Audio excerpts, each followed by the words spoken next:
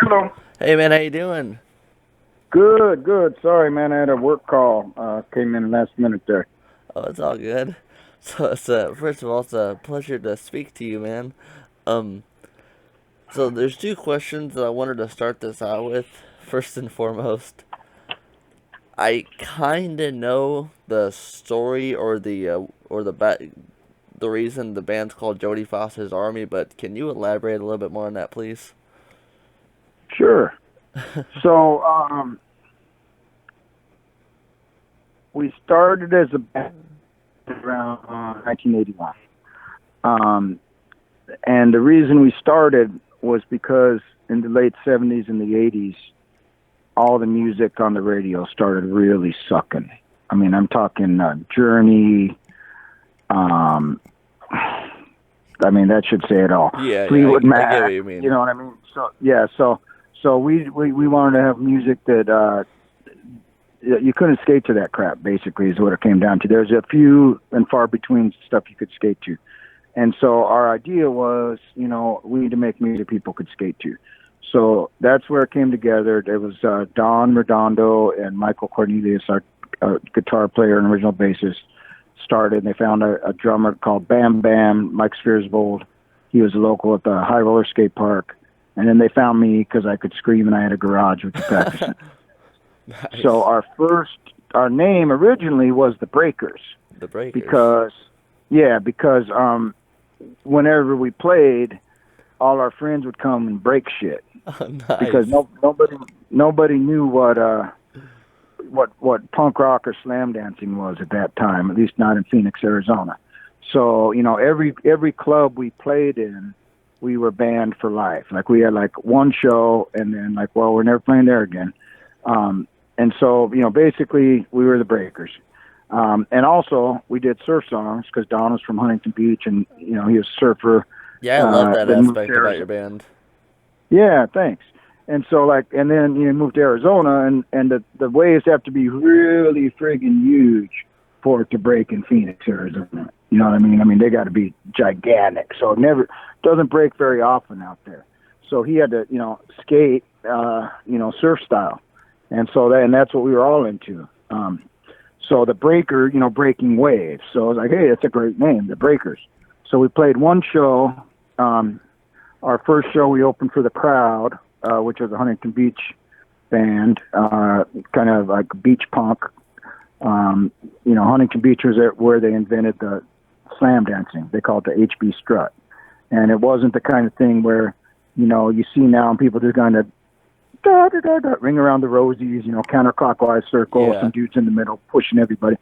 It was just a friggin' like fist fight on wheels going on. And if you look at like the Circle Jerks, uh, their kind of mascot that Sean Carey drew. It's this guy, and he's got like steel toe boots, Yeah. engineer boots on.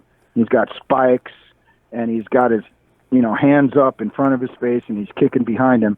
And that's basically a survival stance in the slam dance. Dude, that's HB strut right there. Everybody's doing it. Everyone's getting hit in the face, kicked in the nuts from all angles, not just going around a circle. So that's why we were the Breakers. We played our first show, broke a lot of shit. All the 1970s punkers are like, what the fuck, dude? We're just trying to pogo harshly.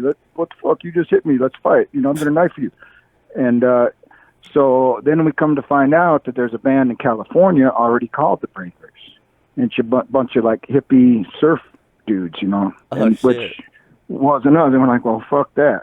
So Bam Bam had gone into his mom's linen closet and stolen a white sheet, put it in the washer with some green food coloring to dye it green, and then cut it into like bandana-sized squares and wrote JXFX triangle X because we had a song called Jodie Foster's Army at the time.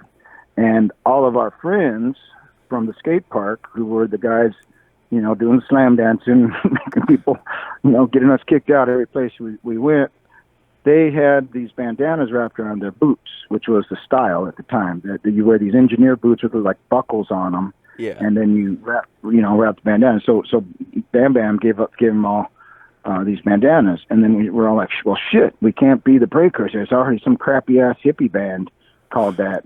What can we be? And Ben's all, hey, how about JFA? We already got the bandanas. So that's how we became JFA. And the origin of the title was that when John Hinckley attempted to assassinate Ronald Reagan, Don was sitting in his apartment watching TV and saw it on the news, and he came up with some kind of harmonics on his guitar that's in the song, just watching it because they kept playing it over and over again. Awesome. He's sitting there with this guy, his buddy. I don't know, it might have been Earl, and Earl looked at Don and he goes, "Hey, look at that, Jodie Foster," because Hinckley said, he tried to do that because, he was trying to impress Jodie Foster. And that was all on the news because he was trying to get the insanity defense, right? And Earl goes, "Hey," it might not have been Earl, but I'm giving him credit. And he goes, "Hey, Jodie Foster has her own gun club."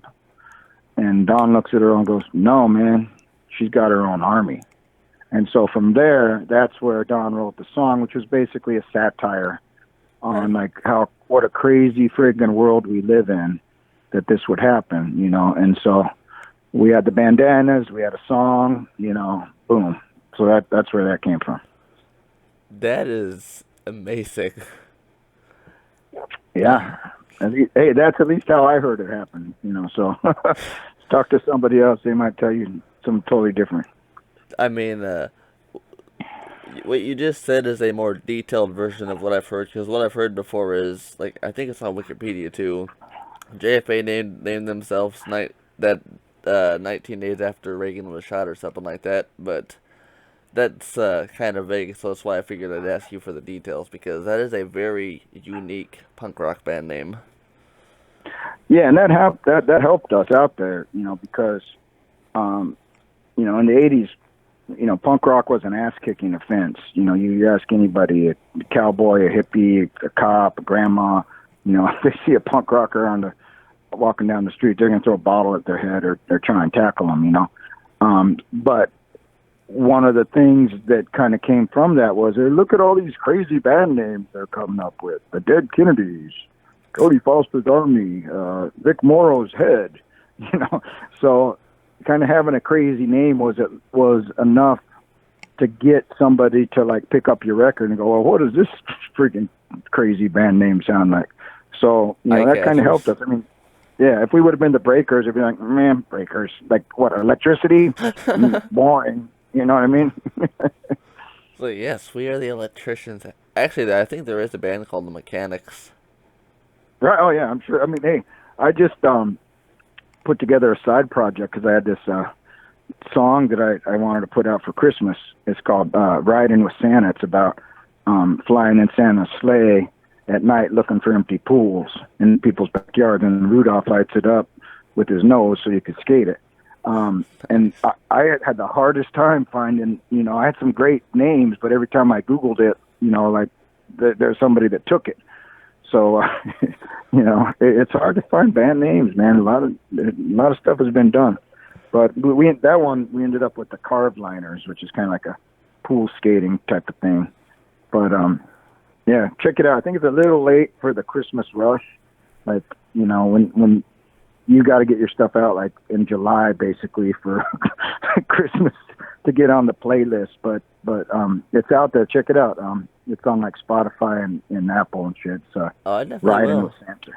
I definitely will.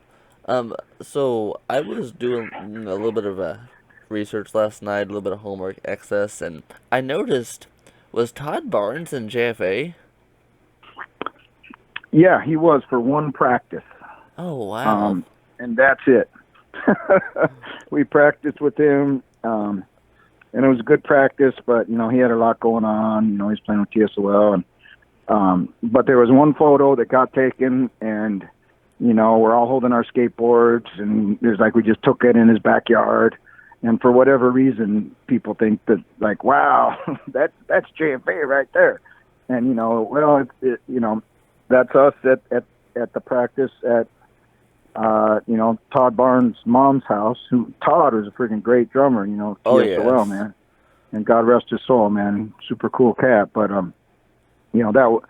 that everybody else in the band was the original members. And then I think after that we ended up getting a different drummer because Bam at that time was getting involved with some other bands like Rabbit, and he was actually in a band called the Asses of Evil, and that was like much later.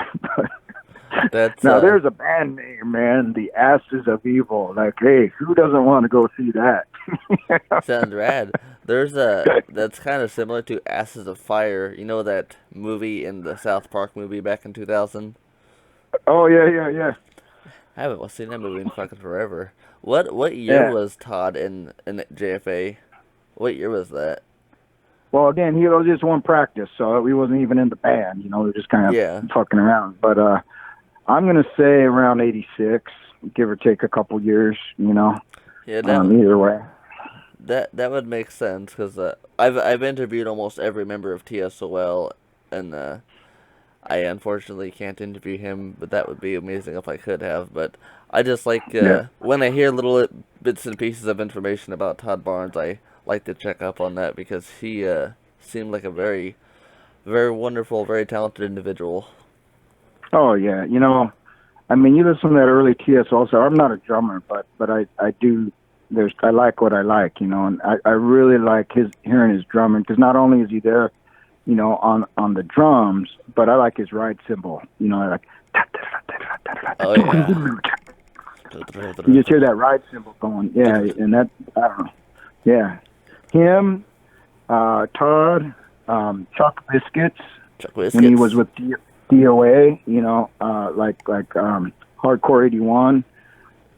Your DOA. Listen to the drumming on the song DOA, and Bam Bam. I mean, I swear to God, those guys were to me the best drummers I ever. I mean, for the punk rock kind of hardcore, like fast, super good stuff. And I mean, there's lots of other good ones, but of the ones I had the privilege of seeing play and listening to on a regular basis, those are kind of my top three.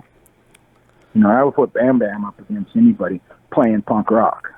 He was friggin' good, and it's kind of like he was good heavy metal drummer when he went on to his other stuff, just like, Chuck Biscuits was really good, with Misfits or Social D, but it didn't bring out either one of their geniuses of what they were really excelling at. You know Yeah, what I know I what mean? you mean. It's kind of like, it's like, holy shit, man. You listen to Bam. If you ever saw Bam Bam live, in the 80s, if playing with JFA, you're like, fucking A, man, that guy is good.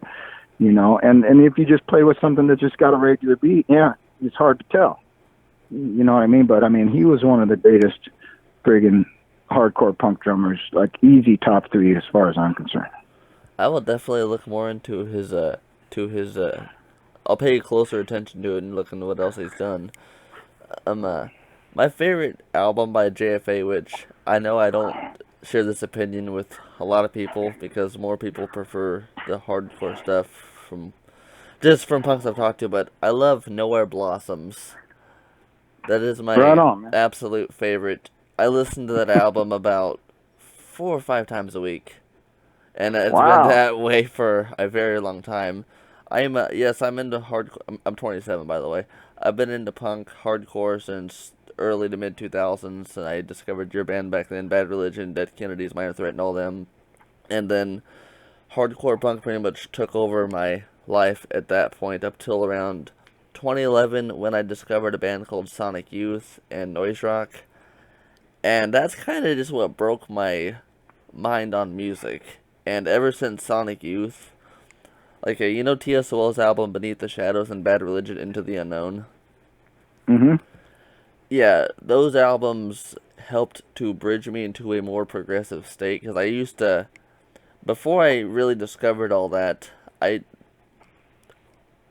hardcore punk or bust for me, and albums like Nowhere Blossoms, Into the Unknown, Beneath the Shadows, and just countless others helped me develop more of an interest and a love and an appreciation for experimental, garagey, noise rock stuff, and I really love not just the music on Nowhere Blossoms, but also the artwork on it. Who painted that? That was a woman named Susan Weber, who was a good friend of the band. Her and her sister Karen Weber were, always there with us. Karen's a set designer now. And thank you, man. I mean, because I'll tell you what, Beneath the Shadows was kind of the same thing for us. It was like, really opened our eyes to, everything doesn't have to be hardcore, And, also at the same time. Yeah. But I mean, if you go back to the 80s, like when punk first started, it was all over the place, right? Like even the 70s, right? I mean, it's just like, hey, we're just rebelling. We're doing whatever we want. We're wearing what we want. It's what we're doing. And then what we did was we took that and, well, we're doing what we're doing, and we're skateboarders, and we're going to play fast because that's what we want to. And then the thing of hardcore became kind of a genre where all of a sudden, well, if you're going to be hardcore, you have to play every song super fast and and you have to have short hair, and you have to wear, a certain kind of jacket. You have to look a certain way. And we're like, whoa. That's not what punk is. Punk means you can be whatever. There's no rules to punk. It's like you get to wear and do and say and sing and play whatever you want to. So, Nowhere Blossoms for us was kind of like saying, look, we were going on tour, across the country, and like, hey, man, sorry if we're bumming your guys' trips and you don't think we're punk, but we are, because we're bumming your trip because we're doing what we want to. Sorry. We like surf music. We're going to play it. We like, funk. We like just kind of weird ass shit because that's what we're into, and that's what we're doing. So if you don't like it, get the fuck out. So, I mean, that's kind of where that came from. And a lot of that is still, to me, that garage it's music and all unfortunately that. prevalent today. Yeah. And I mean, some people want to be told what to do, and this is what they're into, and it's a very narrow focus of what they look at. Hey, go ahead and do that, but that's not what I am, and don't judge me because you don't think it's punk that I'm different. Punk's about being different. Absolutely. Yeah. Yeah, I wish I could at some point talk to Brett Gurewitz, because there's so many rumors that back when Into the Unknown came out, that the band practically sabotaged their own release, and Brett paid people to pretty much recall the album because it wasn't How Could Hell Be Any Worse, it wasn't hardcore, it was sellout. And that's what I've even heard Greg Hitson telling me that, oh yeah, when Into the Unknown came out, the band just did a total 180 on everything, almost broke up. And I'm like, why? The album's amazing. Yeah, I mean, and that's, I don't get it. I don't know enough about them. I love all the guys in that band, man. They're all great. We played with them a bunch of times in the early days, and can't say enough about them. But I mean, when you do something different, there's going to be people that get upset, and there's going to be conspiracy theories or whatever. You know what I mean? Yeah. And it doesn't mean it's true. It just means that people who disagree with you are just saying whatever comes to their mind or whatever they heard somebody else say. But I've always dug those guys, and whatever, man. Just do your own thing. If you're not pissing someone off, if you're not pissing people off, you're doing it wrong. If you want to make something that everybody likes, then that's called pop music. So if it's punk and you don't like it, if you don't think it's what punk should be, then maybe Exactly. maybe go listen to the radio. Go listen to the Backstreet Boys or something. Yeah, right. I wanted to ask the song "I Feel Good." I know it's a cover. Is that a why did you guys choose to cover "I Feel Good"? I guess I can just ask it that way. Well, when we were driving around, because if you ever watch the Social Distortion Youth Brigade movie about them touring the country in a bus, the bus breaks down. Well, the thing is JFA, we had not only had a bus, we had our own mechanic driving with us. He could be drunk off his friggin' ass, passed out, like in just a stupor, and the bus would break down, and we all, Wayno, bus broke, and he's all, hit the alternator with the crescent wrench. And like, boom, it would fix it, and we would be on our way. So we toured the country like, 4 or 5 times in this big, dark green International Harvester 1964 school bus. And, that was our thing. When you saw that big green school bus coming into your town, you knew JFA was coming, and we're here for your pools and your ditches. So, give them to us. We weren't the kind of band that would like do sound checks and hang around and talk to girls. Like we want to skate, man. We came out here to friggin' skate and play punk rock music. Hell yeah, dude. The song Signifying Monkey. I don't know why I just mispronounced that twice. Oh yeah. Yeah. And so I'm sorry, I didn't finish my little story there. So the reason the James Brown was on there, and I'll get to the Signifying Monkey, but that we would just listen to whatever while we were driving, in the bus. But we listened to James Brown all the time. He's got a great album called Mashed Potato Popcorn. And it's just look that album up. The whole thing is friggin' outstanding. And we would listen to that. We would listen to The Last Poets, which was this group of guys from Harlem that just like singing some radical stuff. Our manager listened to the Grateful Dead, so we unfortunately had to listen to some of that, and it eventually grew on us, some of us, and just whatever. We would just listen. We listened to Funkadelic. We had a tape we called The Boogie Woman. Funkadelic. Yeah, and we toured with this band called the Sun City Girls that was just super like experimental, crazy,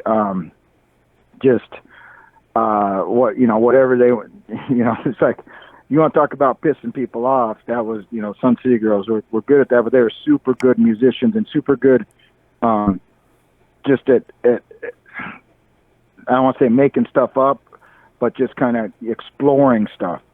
So, when that album, Nowhere Blossoms, had a lot of stuff that reflected what we were doing at that time. Yeah, so it's I love the mix of it. I love the flow, and it's just a very, you can dance hard to it. You can dance softly. I just love it. I mean, I don't really know how to explain. I just love it. It's one of my favorite albums of all time. But on the Signifying Monkey, we were at the corner of Belmont and something in Chicago, and this guy came up to our bus, and he was checking it out. He recognized a bunch of musicians on the road, and he sang us this song. And the Signifying Monkey is actually a standard. It's a blues standard. Like he wasn't singing, he didn't write it, but he was doing his own good version of it. But if you look around, if you Google Signifying Monkey on Spotify or whatever, you'll find all kinds of different stuff. And that song that we recorded, we were hanging out in the bus. Like we would, we travel around the country, and I was in high school at the time. My mom was cool enough to let me, go out with the band because she trusted everybody. And I would go through these periods where, like, I would be stuck at home, and I'm like, man, I want to go back on the road and have fun. And this sucks being stuck at home and just, seeing the same people every day and sleeping in the same bed. And I go on the road, and I'd be like, oh man, I wish I was home with my dog and eating my mom's good food and stuff like that. And I miss being by my family. Then I go back on the road, and man, or I go back home, and I want to go back on the road, And so that happened like 2 or 3 tours, and finally I was in the middle of New Orleans or Washington, D.C. or whatever, and we were sleeping up on top of the bus because it was so hot. And I look around, I think it was D.C., and like there's the Washington Monument, and like, we could go skating down the street, whatever. I'm like, I'm going to be happy wherever I am doing whatever I want to do, and I'm not going to be wishing I was doing something else or thinking that this isn't cool because it's not this. And that was, a big turning point in my life. And that was something that I think we all kind of hinted at in the music. It's like, we can do whatever we want, man. You know what I mean? Don't try and tell us what's punk. Hell yeah. Yeah. In 2003, you have a split with a band that I'm actually going to be interviewing tomorrow. Well, Adam Segal, The Faction, live in Chicago. How did this split come to be? So, we played with the Faction a lot of times early, in the 80s and I can stuff. see We played it. at. Yeah, so you can see that. And, skaters, there was a thing where, like, a lot of bands were saying they skated just so they could sell skateboards, but the Faction obviously did. And they were super cool. So there was a record label called Spontaneous Combustion that one of our friends put out that was based on a zine that he put out. And he wanted to do a single, skate rock single. In 2003, basically the 90s were kind of a big shift, where in the 80s was all about hardcore punk, and then things started getting kind of weird in the 90s. And kind of, in the early 2000s was still kind of, it was like the landscape changed, So when we got the offer to do a split single with the Faction, we were like all about it. You're like, yeah, let's do that, I would man. be. Yeah, because those were kind of like the hard times, like like the 80s were like cruising around and just having fun, and you meet people that skate, and then the 90s were like, well, pool skating isn't cool anymore. Now it's all about street skating, and punk rock isn't cool anymore. Now it's hip hop. I was like, well, punk rock's still cool to me, and pool skating's still cool to me, and I'll skate street and I'll listen to hip hop too, but I'm not going to talk crap on anything because I think everything, you can be into whatever you're into, but I'm not going to talk crap on it. So, it took a while for that to come back around, and I think we're kind of in that. We've been in that for like, past almost decade of people like, liking different things. You don't have to be stuck in one thing, but right around 2003, that was kind of what we needed is just to like, it's going back underground, and I think that's cool. When things are underground, it's the people who are real stick with it. The people who are just hanging on the people who are just hanging on to try and impress everybody because I'm into this, or they fall off. But when things are popular, that's cool too. I'm not complaining about that because then at least you get paid. You know what I mean? At least there's places to play, and at least there's skate parks, and at least the cops aren't chasing you for, because all you got to skate is a ditch or, somebody's backyard pool, So again, it goes back to my thing of like, being stuck in on top of the bus and like going, hey, I'm going to be happy where I'm at. I'm not going to waste my energy being a complainer or talking shit on people or talking shit on something. I'm just going to be, hey, this is where I'm at, let's fucking make the most of it, man. Damn right. Damn it, English. A couple days ago, I discovered you have a split with the brand called Sarah 7-inch. It came out this year. I listened to the songs Intolerance and flipped out on YouTube. Can you tell me the story behind this little split here? Oh, yeah. And also who is the brand? So Sarah was a singer for the brand, and she was just amazing, man. Not just amazing singer, amazing performer, amazing lyricist. And the brand was made up of the band behind her, included this guy, Steve Shelton, who was a guitar player for them. He was also in a band called the Glass Heroes, which is a great Phoenix band. Steve was one of the original JFA team riders. We had a skateboard team in the 80s. And everybody called him Biff Burley because he is just so gnarly in pools and pipes. Like, oh my God, this dude just like, holy shit. Just, man. And so he was like, we had a pretty good team, but we were all underground. We weren't like contest dudes. We were never going to win any contests because, we didn't play by no rules. and we didn't skate like half pipes and stuff. We skated pools and pipes. But Steve was rad. Bass player for the band was from a band called Hellfire, and Graham the Geezer's Truck, and like superstar band. So they wanted to do a split single with us, and they reached out to AZPX, Arizona Punks, which is both a record company and a skateboard company that really underground. And the guy Rob Locker, who owns it, said, "Hell yeah, let's do it." And unfortunately, Sarah passed away while we were still putting together the record. Yeah, I'm sorry to hear that. Yeah, and that was actually Steve Shelton's wife. So it was really hard on him. So, we decided to dedicate the split single to her. Because there'll never be another one like her.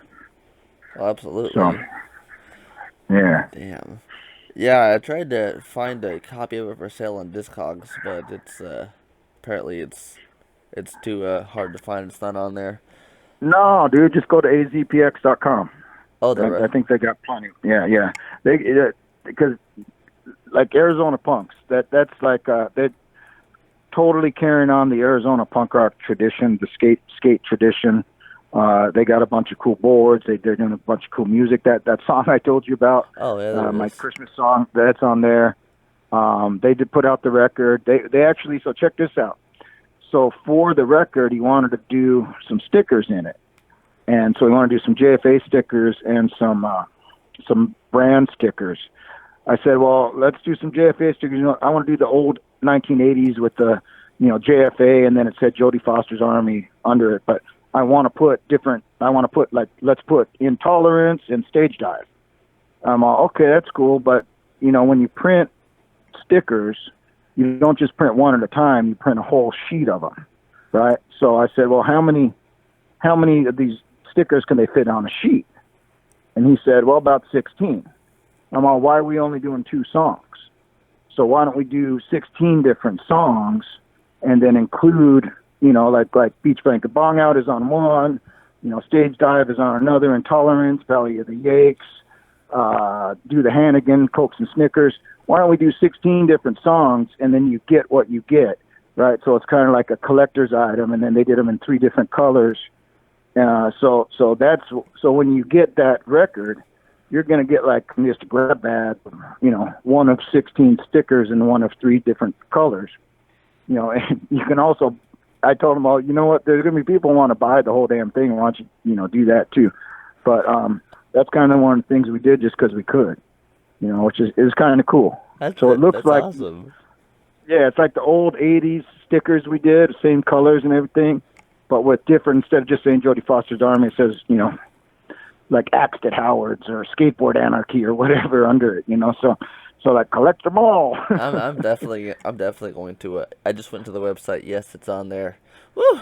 Yeah. That was it's like, hey, I got Axed at Howard's. Oh, I got Cokes and Stickers. You want to trade? Yeah, okay. What the hell? Why not? Those were the days that I wasn't alive for. Yeah, well, these are the days we're at now, bro, and you're alive for them now. So. Yeah, there's still bands that do that. Maybe not so much during the pandemic, but I was gonna ask you, do you have any spare copies of like Nowhere Blossoms or Mad Gardens or anything like that, or my movie? No, I have. If I'm lucky, I have one of each. I try to at least hold on to that, but I've got Nowhere Blossoms on, I think, CD. I don't have it on vinyl yet. I'm trying to buy it on cassette, but it's a really, really hard album to come across because has it been reissued? Well, we did it on CD at one point, and it was on vinyl and cassette. And we're talking about doing it again. We're talking about like putting the whole, catalog out, but we just want to. Our manager from that time, Tony Victor, who really kind of put us on the map because we would have just been a bunch of stupid skaters just crazy, like all we care about is like skating in your pools and shit. He actually helped us get on the road and helped us record, and like he did the kind of, had the sense to do the stuff that we didn't really care about doing.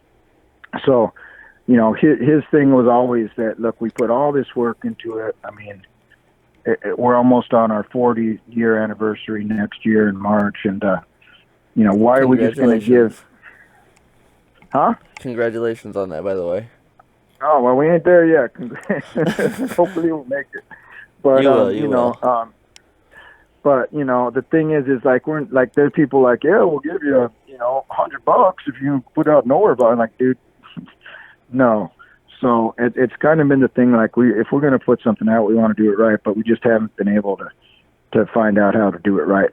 But we put out Blatant Localism and Valley of the Yakes with Jello, Biafra on nice. Alternative Tentacles. Yeah, so that's on, that's digitized, and we got some other stuff out there. But someday we'll put that other stuff out. It's just got to be right. We just don't want, give it to somebody who's just going to give us like chump change. You know what I mean? Like, make it worth our while and make sure it's good.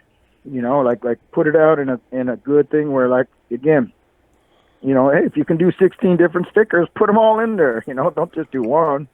Idiot. You know what I mean? Like do a good friggin' poster for it, do a lyric sheet, don't just like, Don't make it basic, Yeah, don't just like make as much money as you can, make it like a cool thing, that stands the test of time. So, we'll see how that goes. I'm excited. I hope Nowhere Blossoms and those get reissued at some point.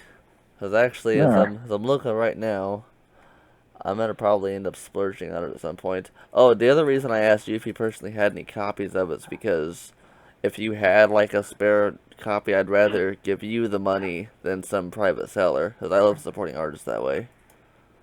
Yeah, it's okay. Thanks, though. But I mean, like, hey, if somebody bought it back in the day and they've been holding on to it for this long, they should be able to get whatever they want for it. But my thing is like, when when Alternative Tentacles put out that stuff, that gave a whole new generation of punkers like a look at what we did, what JFA was all about. And then as the stuff kind of, is hard to get and hard to find, and less people know what we're doing. So, I appreciate you doing this interview to kind of get it out there, because we're still playing. I mean, once COVID's over, we're like friggin' instant on the road. But hell yeah. Thanks for doing this, man. Because I mean, we appreciate it. And I mean, damn right. We've been doing it for a long time. I've actually been. Oh, sorry. Go ahead. Oh, and I was just going to say, like, a lot of our friends are either dead or in jail, and they're not getting either less of either one of them as time goes on. So, we want to reach out to the friggin' new kids and at least show them what we're about, Hell yeah, man. So, I had one other question for you. It's not music related, but it's something that I read on Wikipedia about you personally. And no, it's nothing bad. It's nothing bad. Are you a retired Navy SEAL veteran or something like that? No, I'm a Navy reservist. I'm currently serving in the Navy Reserve. I joined it right after 2001 9/11, just because I wanted to do something more than just drive around with a flag on my car. Because I really believe in what this country stands for, that, everybody has freedom to, believe whatever they want, say whatever they want, freedom of religion, freedom of speech, freedom of the press, the Constitution, and that, to me, those things, like, we couldn't have punk rock if that wasn't for stuff like that. And, I took an oath, to support and defend the Constitution, for that reason, that I would be willing to, put my life on the line, go where needed to, protect this country and what it stood for, and I stand by that to this day. And thank you for your service. I truly am honored to speak to you by that and hear your story on that. No, you're welcome, man. I always like to thank military personnel and veterans for their service, because despite the wars that we're in, there's the troops matter. Well, it means a lot, man. And the thing about the military is it's as diverse as our country is. A lot of people think that, well, the military, they're all this way or they're that. They're not. The cool thing about the military is, we come from all walks of life, from all parts of the country, from all beliefs, from all religions, from all colors, races, political ideologies. But we all share the idea that, what this country stands for is important enough to stand up for it, to do our last breath. And though we may not agree whether we like cranberry on our Thanksgiving turkey or not, we're going to stand by each other and protect each other and protect this country. Absolutely, man. Well said. Is there anything else you wanted to add to this? No, man. Hey, I appreciate it. Thanks for thanks for doing this. And check out AZPX. They got a lot of our stuff out there. And just look for JFA to come to your town, man, and have your empty pools and ditches ready. Because we're ready to, and some cold beer on ice would be nice too. I'll have it ready for you. Yeah, I know I made the most of this talk about the Nowhere Blossoms and your more experimental music, which I love your hardcore stuff too, but your band peaks at both sides of my brain, because, like, as you know, there's only a few handful of punk bands out there that are willing to, take an extra turn down a different path. And not only you did the artsy stuff in Nowhere Blossoms, but it's carried throughout your music, and that's one thing about JFA that's so unique that I love so much about your band. I appreciate that, man. That means a lot. Thank you. Of course, brother. Anyway, if there's anything else you wanted to say? Thanks for doing this, and just everybody out there, just remember, punk means that you do what you want to do and listen to what you want to do, you want to listen to, and, do your own thing, man, but you still, respect other people for doing what they want to do. Absolutely. And then just be happy where you're at, man, because life keeps on changing, and you're going to look back someday and go, well, that was really cool, when actually you were hating it, because you're a little bitch. I actually... Is that how you want to look back at stuff? Like, oh, damn, that was pretty good, but really I was kind of like complaining. Like, no, man, I was making the most of that. There's a guy a philosopher I was into, Marcus Aurelius. He was a Greek guy. And he said, whether somebody's 100 years old or they're like a little baby, we all have the same amount of time on this earth. We have right now, the moment that we're in, so that's what we have. And so, make the most of it, and the people around you, and be positive and enjoy it, because who knows what's going to happen tomorrow. You know what I mean? So tomorrow's never promised. Do it. Yeah. And well, so that's it, man. Thanks for the call, brother. Yep, you too, man. Have a good day or night. All right. Thank you. All right. Good night. That was awesome.